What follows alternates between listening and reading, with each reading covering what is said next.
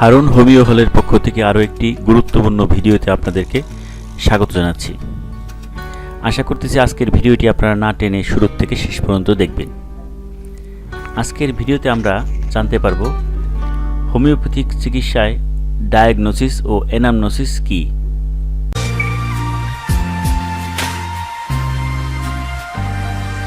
Diagnosis শব্দের অর্থ রোগ নির্ণয়, যা দ্বারা রোগের প্রকৃতি নির্ণয় করা হয় তাকেই ডায়াগনোসিস বলে। অ্যালোপ্যাথিক চিকিৎসায় ডায়াগনোসিস মুখ্য ভূমিকা পালন করে থাকে। ডায়াগনোসিস দ্বারা মূলত ক্লিনিক্যাল ডায়াগনোসিস, ল্যাবরেটরি ডায়াগনোসিস এবং প্যাথোলজিক্যাল ডায়াগনোসিস বোঝায়। এর দ্বারা মূলত রোগের প্রকৃতি নির্ণয় করা হয়।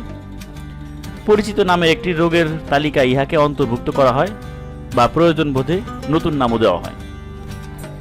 আর এই ডায়াগনোসিস হচ্ছে মূলত অ্যালোপ্যাথিক চিকিৎসার মূল ভূমিকা পালন করে, কারণ টেস্ট ছাড়া কোনো ডাক্তারই কিন্তু বেশিরভাগ ক্ষেত্রে কোনো ওষুধ দেয় না। আর অ্যানামনেসিস হচ্ছে রোগের লক্ষণ সমষ্টি, রোগীর বর্তমান ও অতীত লক্ষণ, রোগ লক্ষণের ক্রমবিকাশ, লক্ষণ বৃদ্ধির কারণ, রোগীর বংশানুক্রমিক ইতিহাস, রোগীর দৈহিক গঠনমূলক লক্ষণ, রোগ নিরাময়ের পারিপার্শ্বিক বাধা বিপত্তি, জীবাণু ঘটিত রোগের জটিল প্রকৃতি প্রভৃতি অ্যানামনেসিসের অন্তর্ভুক্ত। অর্থাৎ রোগী সম্বন্ধে পুঙ্খানুপুঙ্খভাবে জানার নামই হলো অ্যানামনেসিস। হোমিওপ্যাথিক চিকিৎসায় অ্যানামনেসিস অপরিহার্য।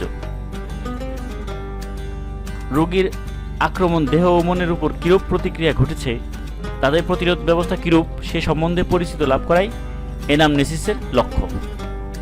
তো আমরা বুঝলাম যে ডায়াগনোসিস মূলত অ্যালোপ্যাথিক চিকিৎসায় বেশি ইউজ করা হয়, আর অ্যানামনেসিস হচ্ছে হোমিওপ্যাথি চিকিৎসার জন্য ব্যবহার করা হয়। ধন্যবাদ আজকের ভিডিওটি শুরু থেকে শেষ পর্যন্ত দেখার জন্য।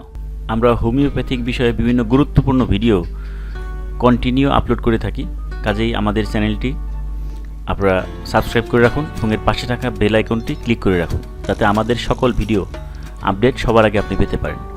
আর ভিডিওটা ভালো লাগলে অবশ্যই একটা লাইক দিয়ে দিবেন, আর ভালো না লাগলে দেখতে থাকুন, ইনশাল্লাহ একসময় ভালো লেগে যাবে।